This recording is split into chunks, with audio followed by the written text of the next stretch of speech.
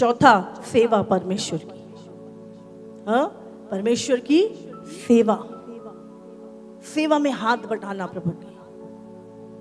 Bible में लिखा है, जब यूहन्ना की किताब हम पढ़ते हैं, यूहन्ना का सुसमाचार 11, जो मरियम और मार्था जो थी, बाइबल बताती है वो यीशु की सेवा करती थी। समझ रहे? यीशु की सेवा करती थी, उसको खाना बना के खिलाया करती थी। और जब आप परमेश्वर के सेवा कर रहे हैं, बाइबल में लिखा है जब लाजर मरा, उनका भाई जब लाजर मरा, तो बाइबल में लिखा है यीशु मसीह उनके घर गया। और यीशु जब उनके घर गया, उसने क्या बोला?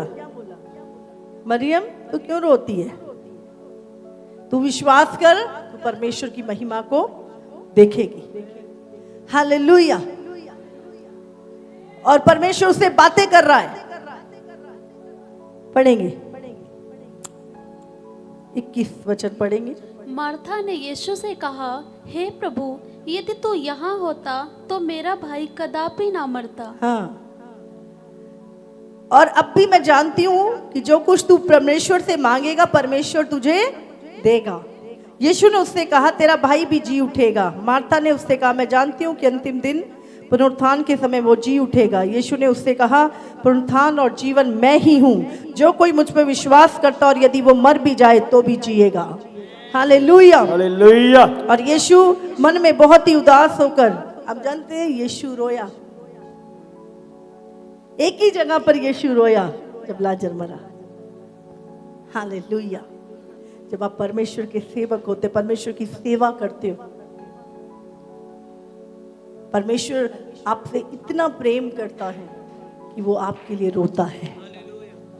आपके दुख को वो देख नहीं सकता। अरे मेरा दास, ये मेरा जन मेरी इतनी सेवा करता है। बाइबल कहती है जब एलिया उस गली से होके जाया करता था और एक औरत ने देखा, ये कोई भला मानस जान पड़ता है, कोई प्रभु का नबी जान पड़ता है, क्यों ना मैं इसके लिए एक कमरा बनवा दूं ऊपर। और उसने कमरा बनवाया और वो उस पर रहता था। उस औरत को बच्चा नहीं था। जब एलिया के मन में आया इसको क्या चाहिए, उसने बोला कुछ नहीं, सब कुछ है। जब उसके सेवक ने बताया इसके पास बच्चा नहीं है, बोले अगले साल परमेश्वर तुझे बेटे के साथ ब्लेस करेगा। और उसने उस आशीष, सेवा करने के जो प्रतिफल है, आप अगर बाइबल में देखें,